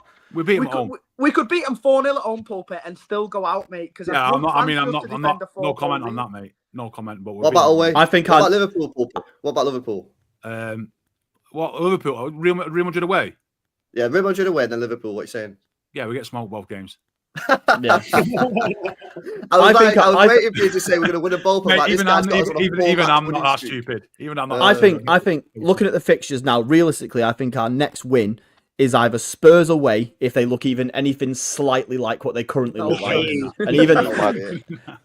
and even that is still the Spurs curse. So I'm definitely not banking on that. Other than that, I think final, man. Other than that, I think Leicester in April. That's literally where I need to see a win. You know how funny it would be if Leicester were like the start of, or the end of our shit streak twice in one season. They should go down immediately. I agree. I'm looking at their really fixtures there. We beat Real Madrid. We beat Leighton Orient. We beat Newcastle. We get Sorry, I don't see. I don't see where this confidence somehow is. Tottenham become fucking prime Barcelona. Pulpy, have you watched the game tonight, mate? Have you watched us today? Yeah, but that was just one game, mate, innit? It's not just one game. Hey, It's not. hey. I'm telling you now, we beat Real Madrid and we beat Newcastle. We shouldn't have beat Leicester. We shouldn't have beat West Ham. Matt, we did, though, we didn't shouldn't we? have won loads of games that We we did, played we this did. year in the last few I'm months. telling you, I've had the vaccine. Yeah, I'd give them up myself, mate. You guys turned it off at My own 3-1. recipe. It's my own, turned it off at my own 1-1. recipe, lads. His own recipe. I'm telling you, we beat them. We win our next 3 games. That's Pulpy's fucking triple insane. jab's gone to his head, man. What? So, I think Right. Pulpy, But one again, Leighton Orient. I mean, come on. No disrespect to Leighton Orient, we'll beat them, right? Real Madrid are shit at the minute. LB, you watched them last night. So are we. No, But we're at home, and they fucking. I'm telling you, in a coin flip, we beat them, and I'm telling you, for some that game's not a coin flip, man. I genuinely think that we will get rinsed off them because they will literally sit back and they'll say, "You have the ball." Everyone will go, "Oh, aren't we playing well?" Then we'll give the ball away midfield, and Vinny Jr. and Mbappe will be on it like that, and they'll count. So their midfield yesterday. No way. Their midfield yesterday was Valverde, Bellingham, and it was Ceballos who came off at 80 minutes for Luka Modric. Mate, if they've got Camavinga back and they've got too many playing in centre. To be fair, their centre backs might be a problem because they've got two. I give you that. Yeah. I'm telling you. But their midfield's going to absolutely fucking kill us, and they've got Vinny, Rodrigo, and Mbappe up front. Mate, we're gonna die. Like it's bad. It's going to be awful. And I think. Do you think Arsenal are a good team, bro? Because Arsenal are fucking shit as well, bro. I think Arsenal are poor as well. Yeah, we had a bad day today. Just don't let it ruin your life. You know what I mean? We'll be fine. I'm telling you, we'll beat Madrid. Do not swerve the panel show after that Madrid game. I'm in Lanzarote, mate, so I might well. There's no way you're not swerving that panel show. Get out of jail free card. No way. I'll get on, mate. I'll be on the Wi-Fi on the beach with a cocktail. I don't care if you're on holiday, mate. You can't swerve after saying this. But I'm telling you, we'll beat Madrid. I'll hold it up if we don't. I'll be saying, sorry, lads, I'll take it back. I'm telling you, we'll beat Real Madrid. Let me do some more of these super chats, boys. Big up to Sahil says, I think we're struggling because most of our players achieved their greatest moment in the winning the treble. The hunger seems to have gone. We need a new squad, says Sahil. 100% we need new players. I agree with that. With hunger, bro. Yeah, facts, bro. Facts, man. Big up to LB. Says Arsenal players are proper insecure, by the way. Yeah, can we touch on that? We need to talk about Arsenal. Yeah, let me just finish. Well, one second. Get through the super chats. I need to get through the super chats. Into these Arsenal players, man. Big up to Sankul says those. What's that? What's that? Oh, insert your own favorite word there. That's a nasty word. Just say a naughty word. Those twats injured Rodri, and we didn't even tackle. Sankul. Big up, bro. Facts. Big up to Miro. Says Foden crap. Mamouche with Haaland together is bad. I think Mamouche is left winger. I think Mamouche left. Savio right. Foden in the middle. That's what it should have been. in my opinion, been better balanced. We conceded more goals than United, says LB. I've seen this on Twitter. I didn't even know that. That is true. I've seen it on Twitter before. That's the biggest L of the day. That It was 34 all, I think, before it went 5-1. So Damn, yeah. that is embarrassing. Imagine being a pussy Arsenal fan, fucking mutant, says Robertinho. Yeah, tell him, man. Tell him. get onto them after the players as well. Feel, Robert, you know. Yeah, big up to Benno, says two out of 3 times Marmoush made run, Stones bricked the pass, says Benno. Yeah, that's why we need better players, man, and especially in that midfield who can find it, bro. We dropped 60 M's on these centre backs. Play them, says DB94. 100% with you, bro. 100% with you. Matty says Laporta's also got that warrior in him. Played with a proper edge. What I'd give for the attitude he showed at the end of the 2021-2022 season in our defence. Yeah, playing injured, bro. Carried our defence. Facts, Matty. LB says I miss pre-season centre backs Phillips with them passes. Says LB. Oh mate, I can't have that. Too far. Bad. Big up to Dark as well. Says I hate Bernardo starting every game. Yeah, I'm not really liking Bernardo at the moment, to be honest. Massam says there's 3.9k clubs in the world and we can't get a DM. Unbelievable. we own half the clubs as well. It's crazy, isn't it, bro? Big up Massam. Big up Pie says they lied to Pulpit. Instead of giving him the vaccine, they give him a biological weapon. Funny guy. Big up to Akash. He says to the panel, let's say in an ideal world, all of our players are fit and we sign one of Cambiasso Gonzalez.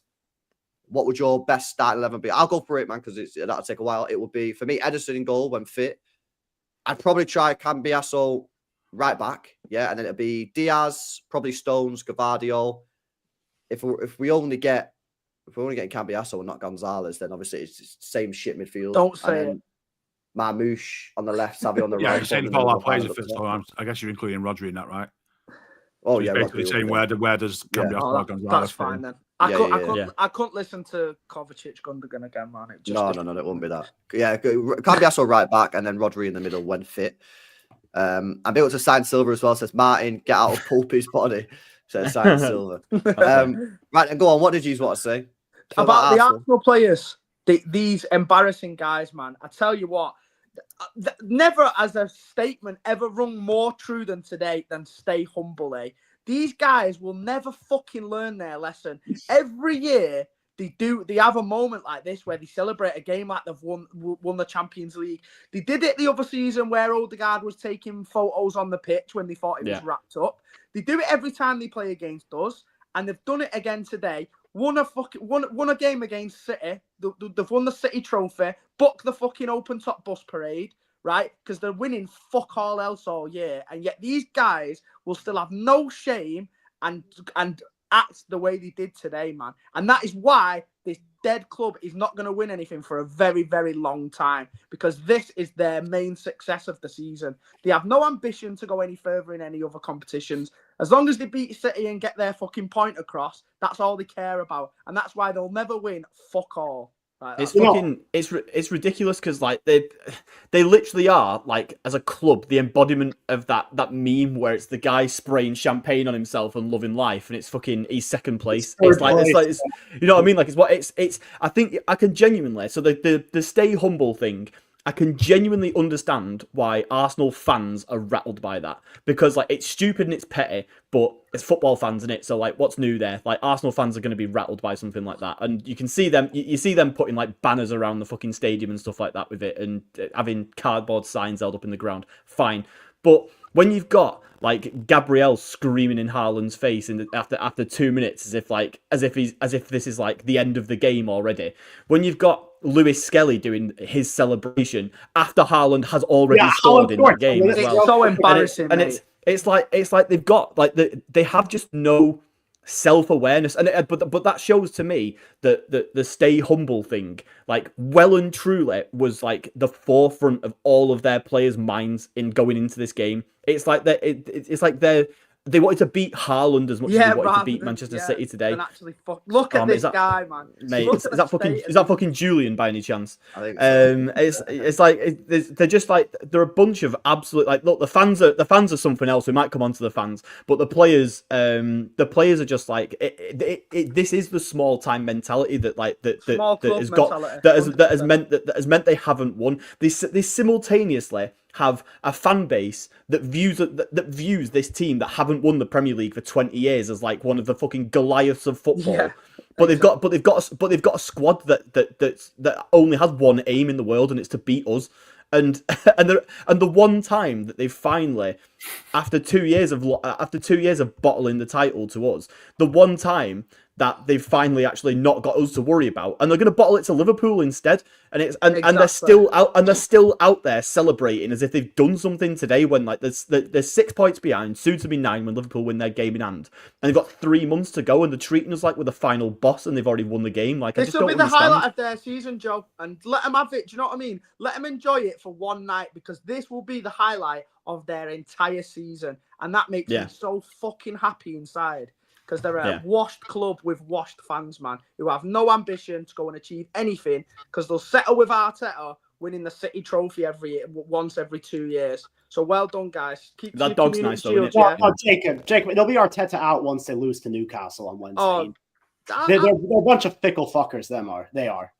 On they're the all club, these that arse today, aren't they? Lewis Skelly, hey, you see that skinny little gimp, Lewis Skelly? He should have some respect, man. Yeah. Because you see Haaland, bro, he's won football, innit? He's just got a 500k a week contract, yeah? He should be cleaning his boots for him. Do you know what I'm saying? Like, that should be an honour for him. He should be honoured to be on the same pitch as Haaland, bro, yeah? 500k a week contract for 10 years. He should be trying to get his shirt when the match finishes. Have some respect, bro, yeah? But that guy's probably got about 10k a week, bro. It's just they ain't got the stay humble thing at all of this, so see what they do, man. On the club, from my opinion, on the club itself, growing up, man, growing up in my early teens and 20s, and Arsenal were the team to watch, man. They were brilliant to watch. They were such a good club. They had amazing players. Wenger was brilliant. You know, there was always something. I always tuned in to watch Arsenal if City weren't on or whatever. And then since Arteta's been there, they just become this fucking sad, unbearable bunch of whinging bastards. Sending the club itself sending letters to the FA and this, and they're all fucking moan. I tell you what, right? I am so glad Arteta took that job, because we didn't end up with him, because I would fucking hate the day we ended up with a manager like that who's just fucking spineless and a mad ass. And just everything's victim. They fucking everything's against them. They've become that's turned their fan base. That's turned their fan base into a fucking bunch of weirdos who are just so insecure about everything that the whole world revolves around. Stay humble and beat City. And it's just fucking weird. It's just beyond weird. It's tragic what that club's come into, because they are a British institution, and now they've fucking ruined forever because this Arteta's gone there and just become an absolute fucking moron. Thank fuck he took that job, because I tell you now, if he was the successor to Pep and that he behaved like that towards, I would be fucking ashamed. That would be horrendous. I agree. No accountability in himself, has it? Always against the refs, always passing the blame, when really he's the most insecure man in football. They're all bottle jobs, mate. They never look at themselves and think, we've bottled the league in the last 2 or 3 seasons because we ain't got the minerals to fucking go through and win it, man. No, and not win any other competition on top of that. No, it's just all the things like that. Northland Forever fucking rhyme they've made up and shit, and they're trying to create rivalries and it's cringy, bro. It's cringy. You know what? I actually quite like. I think I mentioned this when I was, because we recorded the City Ramble pod earlier, sort of covering this, and I actually said this in there that do you remember when it was us v Liverpool? And we fucking hated Liverpool because they were obviously our competitive rivals. And Liverpool fans were convinced that we're not actually their rivals. This is kind of... I think I kind of get where Liverpool fans were coming from now. Because Arsenal are so desperate for this to be like... So obviously we see Arsenal... We see Arsenal as like a rivalry by because of circumstance. Because we happen to compete with them for titles. But them and their fans have taken... We're like emotionally... We obviously take up so much space in their heads and their lives because of what we've taken from them for the last 2 years. That they see us as like deep emotional rivals, and we're just like, mate, if we're not in a title race with you, we don't really actually care what you do. It started when we started stealing their players. When we took some of their players, Adebayor, Torre, Clichy, and all that. That was the end of it then.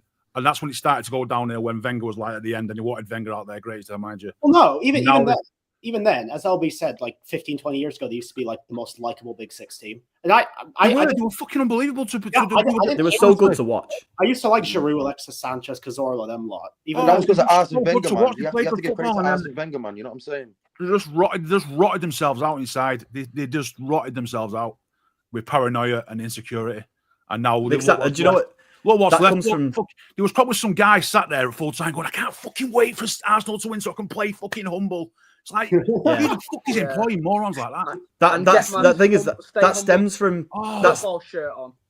That comes from a fan base though. That comes from a fan base that absolutely enables it. And you know, they're a fan base of people who, when a red card goes against them that they don't like, they send death threats to the referee that does it. Like this is the kind of club when you as a club and as players have a fan base that enables that and sort of fosters that atmosphere around the club and around football, full stop, around the league. Like, you end up in a position where that just seeps into the players and Arteta and everyone around them. They're just a fan base of victims, basically, who just cannot accept that they aren't good enough. When it was the first season, but if we'd have had Saliba fit for the full second half of the season, it would have been different. Well, it wasn't, was it? Like, so just get on with it. Like, and when it was the second season, I can't even remember what the excuse they came up with for the 4 points for the 4 in a row season, but they'll have had something as a reason to why they didn't do it. Like, they're just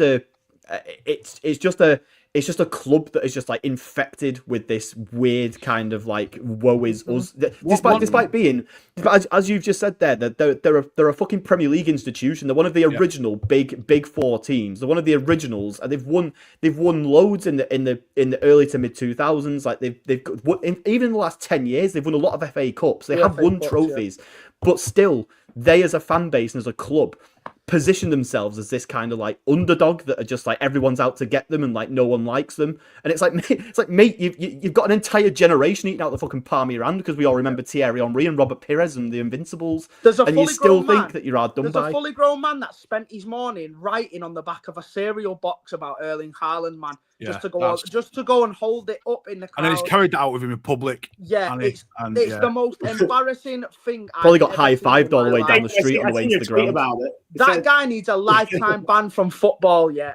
It's the most embarrassing thing I've ever seen. To write on a fucking piece of cardboard in biro like that, just to try and get a reaction off Erling Haaland, who's won absolutely everything. Rivalries come, right, in eras of two teams going at it, winning multiple trophies off each other. That's why we said Klopp, even though United and Arsenal used to be. Like United and Arsenal used to be. They won a few trophies, innit? Arsenal, in this rivalry, have won fuck all. So they've got nothing. This isn't a rival. You're not a rival. KDB owns that club, man. KDB owns that stadium. Until they win something, then they need to humble themselves, like Karl said. All they've got right at the start of every season and towards the end of the season, they, subconsciously, all their fans will be just sat there thinking, I really hope that this City team lose a game, or I really hope this Liverpool lose a game, because I don't want to. All they've got left to hang on for is that unbeaten season. And once that's gone, and it will go, then they've got fuck all. And even that's overrated as well. But that is all they've got left. Insurance is better than that. The only thing they've got that can hold their hand and say they've got. Because points win trophies, bro. You get me? Yeah, exactly. Bro, let me come to some more of these super chats, and then I want to just finish off on the transfer window tomorrow. I'm not sure if you guys noticed this yet, but on the second, third, fourth, and fifth goals, the guy announcing the goals at the stadium started doing the call and response thing that our guy does for Haaland. Oh, yeah. Erling, Haaland, Erling. Oh, yeah. They started doing that on every goal after Haaland scored. So I'm not sure if they always do that. So if there's Arsenal fans in the chat, if they always do that, I look like a bit of an idiot here. But like, I heard on the Partey goal, they were going, Thomas, Partey. And by the way, that's 60,000 people chanting for someone with allegations, by the way, but we won't go into that. That's man 30 to you, I think you'll find. Yeah. Let me come to these chats, and I want to speak about the transfer window, because obviously it ends tomorrow, lads. We spoke a little bit about Gonzalez, but I want to just talk about tomorrow and what we expect before we end up wrapping up. Big up MLK, man. Big up to Pip Club as well. Says Walker was the problem. Who's the scapegoat now? I think Walker was our problem. Who's the scapegoat now? The midfield, Tiki, the whole team. Yeah, there's quite a lot. But Walker needed to go, bro. Pip Club. Walker needed. It was still correct that you went. Yeah, we got bare scapegoats, bro. Bare scapegoats. Yeah, there's a lot. The truth is the squad's not good enough, so there's a lot of scapegoats. That's the truth. Dylan says goes to show how much shit Rodri covers up on a weekly. Facts. That's mate, anyone who's doubting that Ballon d'Or now just needs a serious fucking. He covered this up all of last season, man. I haven't That's heard a true. Madrid fan pipe up in about 3 months now. Just go. That's true, man. Big up AGY Ethan as well. Says Skelly's first ever goal too. Proper odd mentality. Says Ethan. Yeah, a bit weird. He should have fucking saved that as well. Shouldn't have even let the little bastard Oh yeah, score. keeper. Yeah, It's personal to, between me and Lewis Skelly, man. It's personal. Don't see Steve on road. If you see these guys like in Manchester, bro, I hope I don't see them. Wrong, bro. You can't disrespect my club like this, bro. We go to Omar, bro. Says, you know that phrase, ego of Ronaldo, ability of insert some shit player here. That is the embodiment of Arsenal fans, says Omar. Big up, bro, with a 5. By the way, just on Ronaldo quickly, did you see that Bluetooth goal of Ronaldo's the other day? Oh, yeah, it's so and crazy. He celebrated it again. Oh my He's cringe. He's shameless. Shameless. And the Saudi league will give that to him as well. No danger. Yeah, They don't care. Omar, I don't know if you've seen it. Do you know what? He should Type go it in, to man, Arsenal, man. He'd fucking suit Arsenal down to the ground. You know, shameless wanker like they are. Yeah, I bit up to a cash as well. Says Arsenal fans are just the prisoners of broken out of Arkham Asylum. Even Batman wouldn't be able to get these trophies. Honestly, man, you guys are funny. They had Black Panther Aubameyang on their team a couple years ago. He couldn't do anything. Yeah. I think was he there when they won the FA Cup or not? Aubameyang. Yeah, he scored twice against us in the semi-finals. Yeah, he scored against us. Thought so. All right, and big up, lads. All right, and before we wrap up, boys, it's the transfer deadline day tomorrow. So we have spoken a little bit about Gonzalez. Obviously, there was loads of talk about Cambiasso. They've now signed Lloyd Kelly from Newcastle, who can play left back and centre back. So there's a lot of speculation there about whether or not. And actually, yeah, as Ed says, it's literally just gone 11 o'clock. So there's just under 24 hours now. 24 hours, 58 minutes to go. What are we expecting from City then tomorrow? Are we expecting this Gonzalez deal to get through? Are we expecting Cambiasso? Are we expecting anyone else? Joel, let me fire that one off at you, man. I would say that Newcastle player going to Juventus is a bit strange. My guess is that Douglas Luiz is going to Newcastle, and this is a little PSR switcheroo that they're doing. But I think in terms of us, we've got to sign Gonzalez, mate. If there's a release clause there ready to go, and we don't activate it, and we come back with even if we sign Cambiasso and the idea is, we'll just play defensive mid for a bit until we get to the end of the season. No, that's not good enough. I don't think. I'm not happy with that. I think if we've got a player there who you've clearly identified to whatever degree it is that is someone who you're willing to spend like 40 to 50 million on, just fucking do it. Just make it 52 million pounds and just do the 60 million deal, like the 60 million euros deal. Like, I don't understand why we're haggling. Like, I'm hoping that as much as today has given sort of the Porto like higher ups the sort of resolve to just go like, nah, you're paying this release clause. I hope it's given Cheeky and the boys a kick up the arse and just made them go, you know what, we just got to pay this. We just got to get it done. Like, this season's really very, very. And I'm not saying that these players will come in and fix us completely and then we'll be guaranteed top 4 if these come in, but I'll give us a much higher chance of doing it than if we don't, because I think if we don't, I mean, we looked at the fixtures before and I think the only game that we can look at there and say is an absolute sort of the closest thing to not guaranteed, but a very good chance of getting a result is Leicester in April. Like, we've got 2 months now of games that are very difficult to win. And we cannot afford to go into that with the current state of the squad and midfield as it is. We've got to sign someone. And if we get to, if tomorrow I find out that we've just had a big haggling session with Porto and we've ultimately not done the job and we've decided that 60 million euros is too much and we're not going to pay it. And Pep comes out and says, we've got Nico O'Reilly, we've got McAtee, blah, blah, blah, who we know we won't play, then I'm going to just genuinely, be fuming. And I'm just going to hope that at that point, I think this club needs to finish like well outside of Europe to learn its lesson at that point, because we just got to do it. We have to come out. Cambiasso, I'm not really too fussed about. I'm happy. I think that when Diaz is back, we can move Akanji to right back and make that work. But midfield is a non-negotiable. Like, we have to sign someone. Like, it's not a case of bothering about how much we pay. It's just a case of when, and it has to be tomorrow, I think. I don't believe anything until I see someone in a City shirt, man. I can't. The only time where I've been confident in us getting players this window is when I've actually seen them being unveiled, because everything's felt like a fucking drag all window again. So until I actually see a man in a City shirt, I'm not having any hope at all in signing anyone, to be honest with you. I think the way that they've moved on Marmoush to get him in early and avoid a bidding war at the end of the season, and the same with Kusanov, I think we'll get Cambiasso and Gonzalez tomorrow. We'll just get it done and get them ahead of the summer, get them in, give them like a long pre-season. Because I think those two are the sort of... I think we're probably too far down the negotiation path with him to walk away now. It's either these or bust, and I don't think the club was going to accept bust after today. I just don't think they're going to do that. So it's going to be in both. We know full well we're struggling at fullback, and like you said, LB, today on one of your shows, that we're just one injury away from Guardiola from being fucking really in the shit.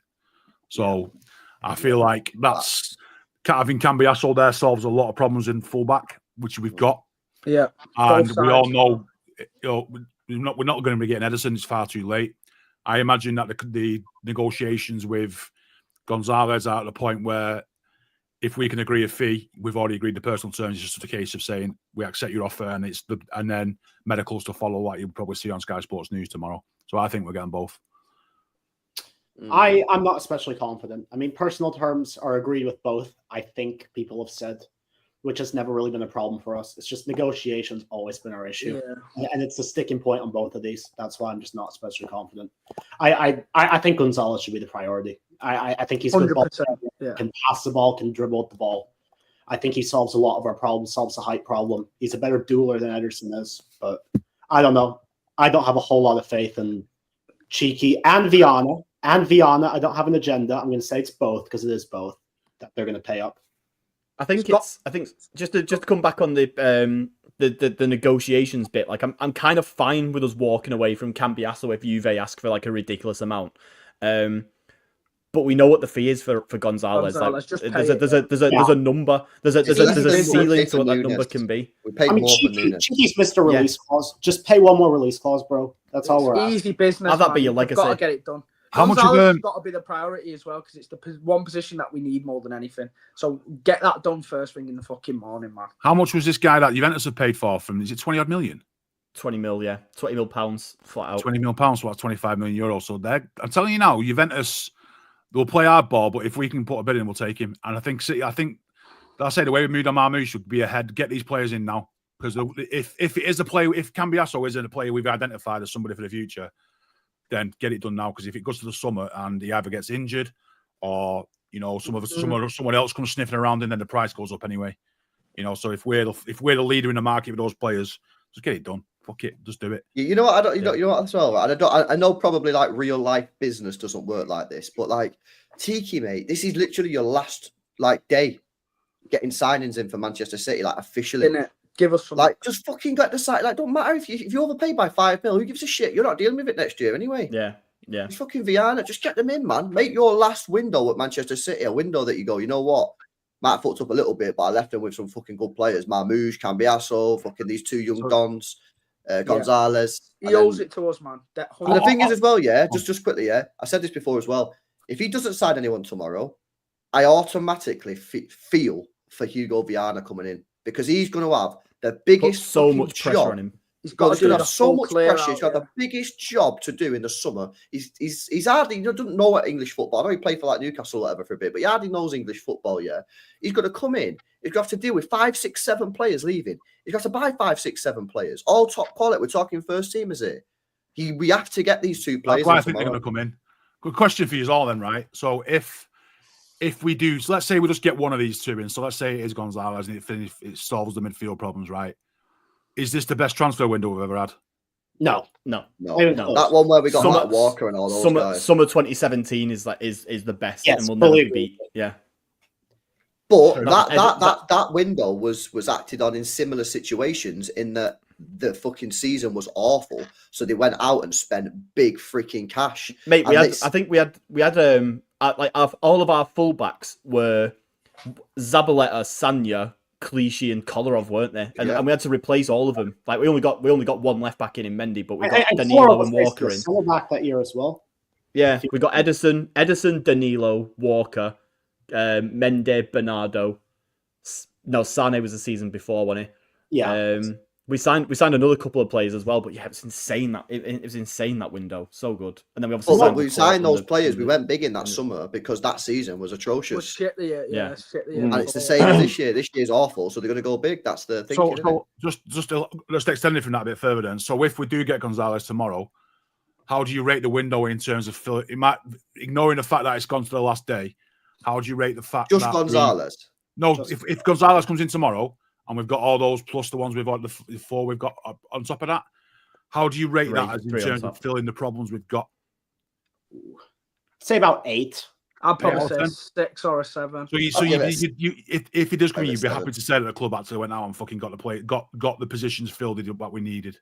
But I that's still- all. That's all based on if Yeah, so Gonzalez comes in. Yeah. So if he I does, think, yeah. so fair that enough. it's hypothetical, yeah. But so you would you be say that this was in terms of the problems we've got?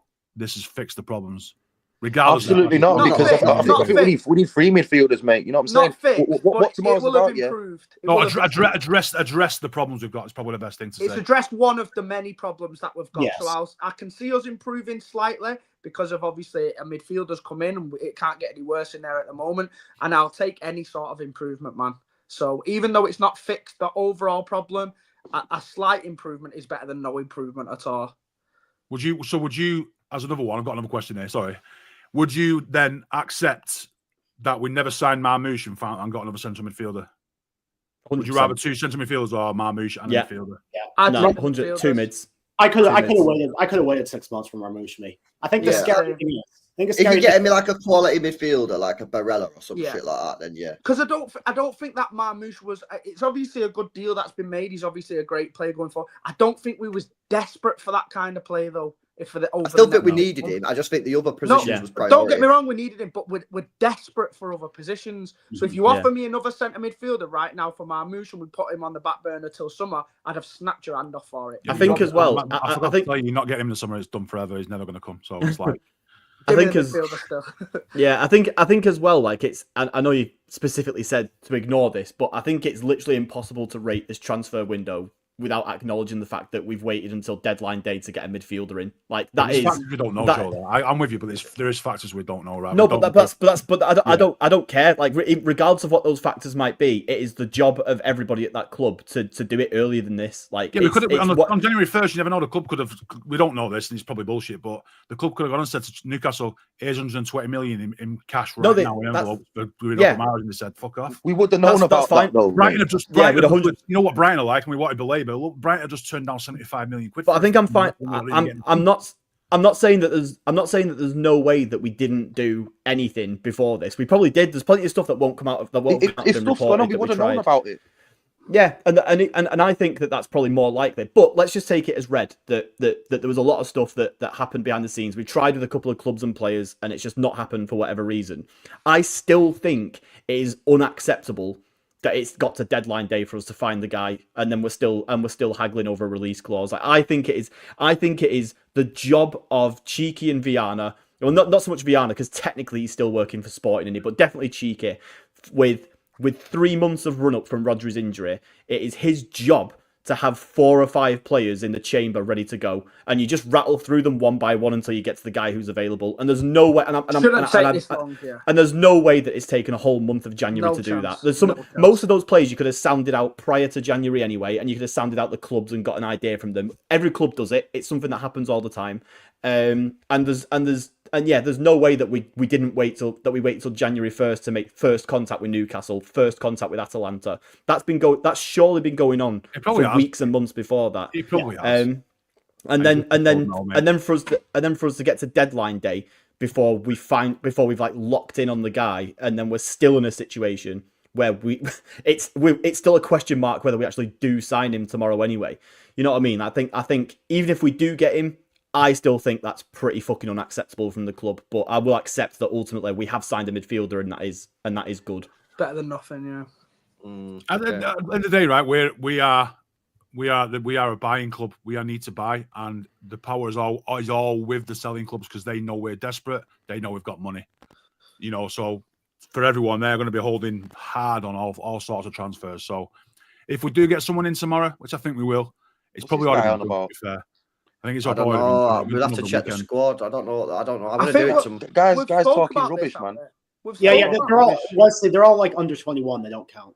Yeah, we're Yeah. all fine. He doesn't get registered yet. Husanov's still 20. I'll do a full squad review tomorrow, and we'll see exactly like Yeah. where we're at with the things. But I did this about a month ago, and we were fine. Yeah, Yeah, we're not well. even We're well. close to being- We're absolutely. We were in the fine, flow. Wes. So I'm not sure. The only have to time Fine you wait. now, can but think I think about in a couple of If years you we might ship be them all out struggling. in the summer. If you We'll be ship struggling in all a of couple them of out in years the summer. because you won't have enough homegrown players. We're never going to be in a position where we're 21. struggling, mate. The club ain't that daft, innit? This is a simple Yeah. thing to sort out. Do you get me? Like the Yeah. club ain't going to put themselves in a position where we're struggling about homegrown and all this bullshit. We're never Yeah, going to be in that they'll position. have that. That'll be Yeah, the they've reason got- why they're players like Esbrand will go around Yeah. for 3 years without getting a game and stuff just because they need that quota.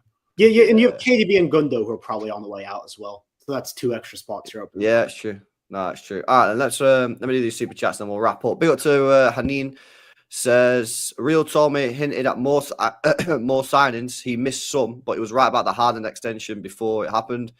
I'm optimistic, says Hanin. Make sure you stay tuned That tomorrow, makes- bro. that makes one of us. Yeah, we'll do some streams tomorrow, Henny. Make sure you stay tuned tomorrow, bro. Big up for the dono, man. We got Fraud the Daddy, bro. Says, do you see Pep's presser reaction and Arsenal doing a Haaland celebration? He's going to remember that. He said, "Oh, they did that? That's good. What? That's good." With pause and think with a smirk at the end. Hope it helps Arsenal because end of season winning that City home cup. When end of season all they have is Arteta walking, win. Planting new tree, dancing to party song, proper woke club. Arsenal are the new Spurs. Woke club. Big up to you, man. Big up to you, bro. They get man. Dychen to replace Arteta. Yeah. Same brand of football, innit? Same brand of Yeah. football. Yeah. Get Crazy, man. Tony Pulis out of retirement, stick him in there. Oh, mad. All right, then, boys. Well, listen, it's a big month ahead. It's going to be grim, but we will be there. There's going to be some naughty panel shows over the next 3 weeks, guys. So It's going to be. all It's going to be a lot mentally more of prepare this. yourself for it. I It's am. gonna be a I lot am. more of I this. am very, very happy to be missing the whichever Real Madrid games on a Tuesday. Yeah. On I Tuesday. need to get on some form of medication, man. If I'm going to become. I've got vaccines for you, Jay, mate. Got loads. Yeah, I need some Goalkeepers, but yeah. Need You know, some to be fair, right? Happy pills. To be fair, right? I mean, it's been a while since we've had a transfer deadline day like we're going to probably have where we're excited about players coming in because we just don't do business on transfer deadline day, right? So Yeah. tomorrow's actually going to be, if things start, if you start hearing things early doors in the morning, then tomorrow's going to be an exciting transfer day as a City fan because we just don't get them anymore. You'd imagine that tomorrow. Yeah, things are tomorrow will gonna be move tomorrow. You'll either find out early doors that there's nothing happening. You'll get a brief. City are interested in these players, and that's the end. And Yeah. basically, there'll be no one outside. Yeah. I'm like you, though, Poppy. I have to be optimistic, mate, because I have to believe, bro. Do you know what I mean? Yeah, I have to believe in my club I right think now. I think that Gonzalo's done. It's And- probably been said. Leave it till Monday. You can sign your personal details, say goodbye to your family and shit, and we'll wrap it up Monday. And I think that's probably what's likely to have The happened. hope that With kills both you, man. It's the hope that hurts you. I tell you what.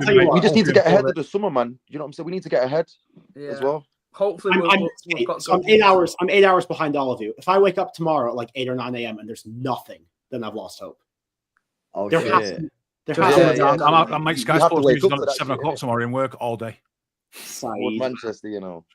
Yeah, we're both washed, Saeed. His Both reaction dead was clubs. biblical, by the way, guys. Get on him, man. That reaction was. Is it biblical, man. cause obrigado is unreal? That's so good. I That love, was I love tremendous.